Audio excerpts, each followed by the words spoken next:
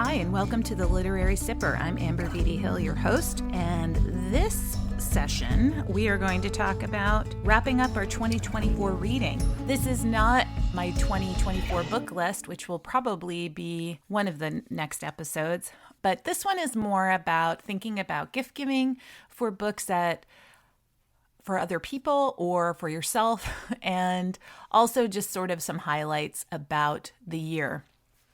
But I will be doing a more thorough sort of book list of what exactly I read in 2024 and going through sort of the numbers game, how many were on audiobook, how many were hardcover copies from the library, all the things that I touch on in that book list every year.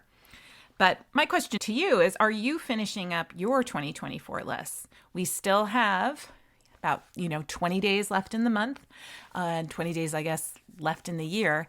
And that's still a lot of reading time. So if you have a numbers goal that you're trying to hit, or if you just have a book that you're trying to finish on your nightstand, now's the time. Make sure you're setting aside some time to read for yourself daily, if possible, weekly, definitely, in terms of trying to get yourself all set up for the holidays. Sometimes we forget that we need a minute to ourselves to enjoy it, to put the tree on or light the fireplace, have a glass of wine, and take a minute to really be in the season and be with ourselves or with our family. And for me, my nose is usually in a book, so they're used to that.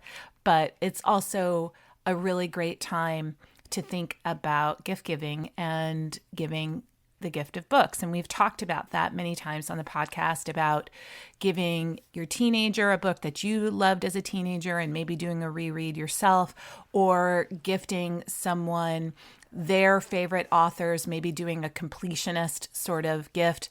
A bag of books is always one of my favorite things to do, is just go to the bookstore, see what inspires you. And for those people that you have to do more than just a token gift for, to give them a gift of a season's reading. So maybe doing a book that's totally themed, like, or bag that's totally themed, like you could do a bag full of mysteries, or you could do a bag full of memoirs, or you could do a bag full of holiday stories. Whatever it is, it's a great gift. And it's one of those things that when they're finished with it, they can pass on a book that maybe they didn't feel like they needed to add to their collection, or they can donate it and someone else gets the gift of reading as well.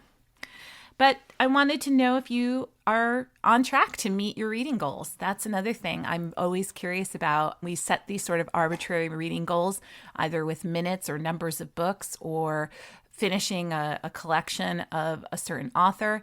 I know that Gretchen Rubin did the Summer of Proust one year, and I just wondered if anybody else out there had a similar reading goal to that. Mine usually is a numbers game based on the year. So I tried to read 24 books in 2024, and I definitely blew past that number, but it's just a good attainable number for me right now. And that's what I like about it, because I like to meet the goal. And then if I surpass it, that's just, cherry on top. But I think what's also important is to think that, to make sure that you are looking at some of these great book lists that are coming out at the end of the year and using that as a potential guide for your reading the following year. And when you think about sort of the gift giving of books and what it is that makes a good book gift, sometimes those lists can be really helpful because they can, again, guide your theme for your gift giving. So if you want to give someone the top 3 New York Times bestsellers, or you want to give them the Booker finalists this year, the National Book Awards this year, or you want to give them the top 3 children's books, the best-selling children's books, or you want to give them the classics that you loved and you feel are going out of style. I'm taking a Writing for Children course with Jolie Steckley out of Port Townsend, Washington, and she is having us do a session on a classic and a current book. So something that's published more than 10 years ago and something that's being currently circulated today. And it was a great exercise for me to think about the themes that I resonate with. And so in my case, I selected a book by Lauren and Natalia O'Hara entitled Hortense and the Shadow, which is a new book. The illustrations are beautiful. The sentiment is beautiful, about a child who is scared of her shadow, and not really scared, just really doesn't like it and doesn't want it around and tries to do all of these things to eliminate it, when in fact she does need her shadow to overcome the conflict, the major conflict in the story. And it's about being in love with your shadow self and understanding that it's there to protect you and keep you safe. It's a wonderful, beautiful book, and the illustrations are just dazzling. And I paired that with the classic Alexander and the terrible, horrible, no good, very bad day, which is a very popular book at the Hill House. My younger son's very favorite book, probably his very favorite book of all time, if you asked him. And the illustrations in there are classic, and the story is so classic that they continue to make movies of this book, which didn't seem to have movie potential, but then all of a sudden now it has a sequel about a road trip, I think, Alexander and the terrible, horrible, no good, very bad road trip or something with his parents, which is coming out in 2025. But in any case, pairing a current and a classic is a great way to gift books as well. You can pair, these really beautiful covers that are coming out where they're cloth bound or they have magical illustrations. And there's usually new sets every year from Penguin or Barnes & Noble. And you can pair a classic in this new sort of enterprise, this new wrapping paper, if you will, and then join it with maybe something that is similar thematically, something modern. So what comes to mind is gifting Shakespeare's Hamlet in a beautiful package, and also Maggie O'Farrell's Hamnet as a pairing would be a great example of that.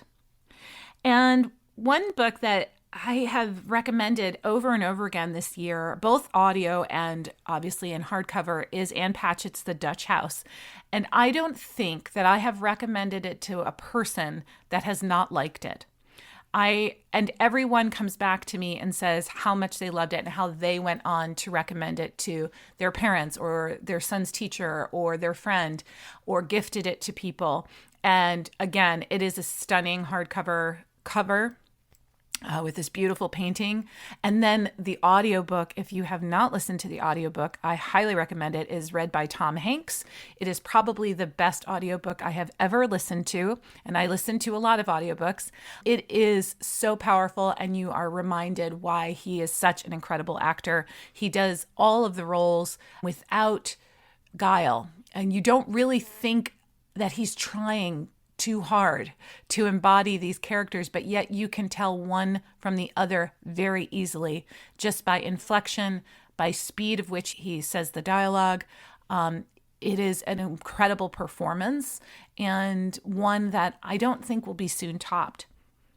A classic, of course, Christmas gifting, The Christmas Carol, or any sort of Christmas story, but The Christmas Carol, of course, being something that people tend to reread every year. 'Twas the Night Before Christmas, Polar Express, all of these Christmas stories. Grinch, of course. You run the risk of people already owning a copy, but I think for something like A Christmas Carol, you definitely have the potential to get a really beautiful antique edition or a really beautiful modern edition. And that way people will want to keep it as a keepsake and take it out every year, maybe like with their ornaments.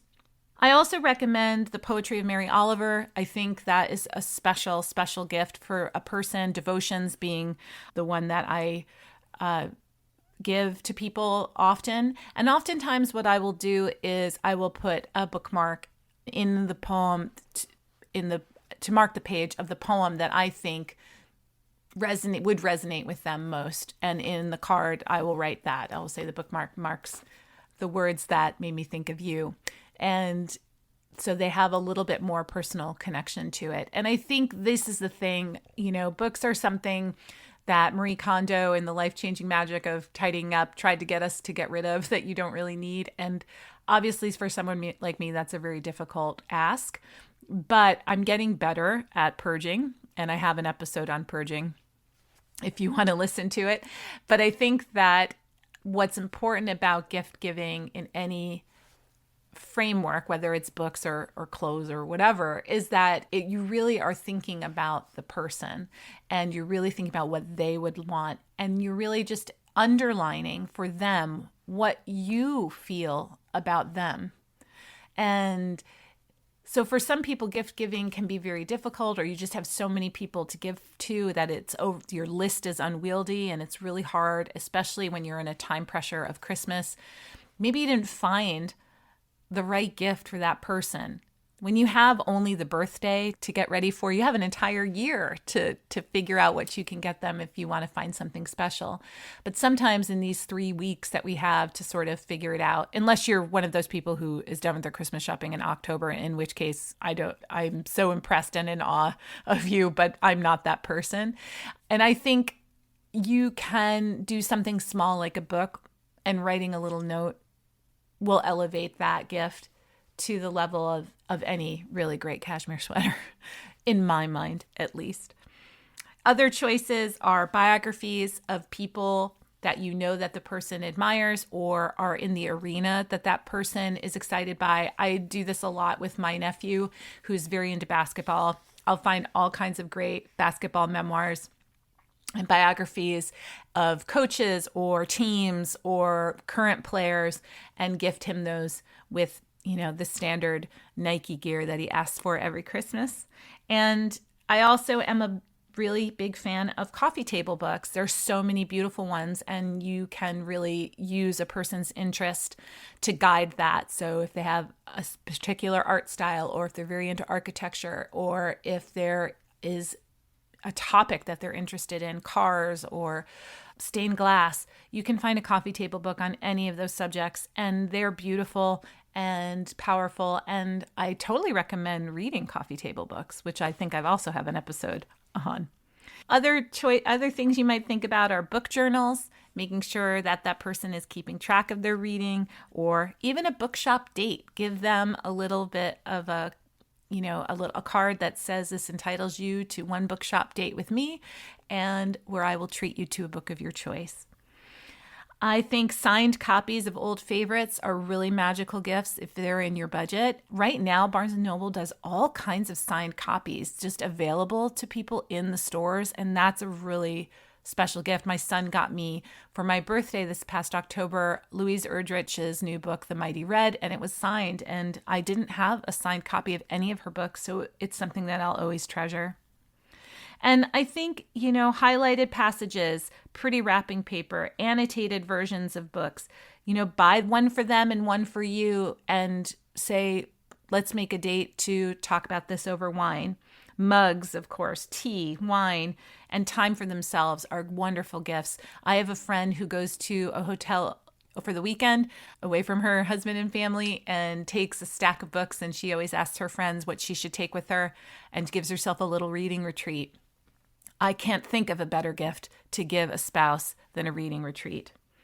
But tickets to a poetry reading are great. How-to books with the tools to do the how-to. So how to watercolor. Maybe you give someone a gift of a set of watercolors, or workbooks on how to repair electrical things, and then you give them a tool set. I don't know. Whatever they're interested in or whatever you think that they might like, also include the apparatus for that, the book plus the stuff to do it with. I mean, you really can't go wrong. And you can always get a gift receipt for returning in case they already bought the thing for themselves. But if I were to play hooky from Christmas one year and not feel the pressure of having to buy everything by the 25th or send it out beforehand, then I don't know. I probably would still end up in the bookshop thinking about people. And so I encourage you to do the same. And I think that this time of year, it's really important. The written word is really important. All those Christmas cards are really important to think about and hold close to your heart. And singing the songs and having the words at your disposal about these beautiful nights where it is you and your family and you're letting it snow. I hope that you are well, and I will talk to you soon. Thanks for listening to The Literary Sipper. I hope you enjoyed this episode and learned something new. If you did, please subscribe and leave a rating and review if you're feeling especially generous. Until next time, keep reading, keep writing, and keep putting your voice in the world. It's waiting for you.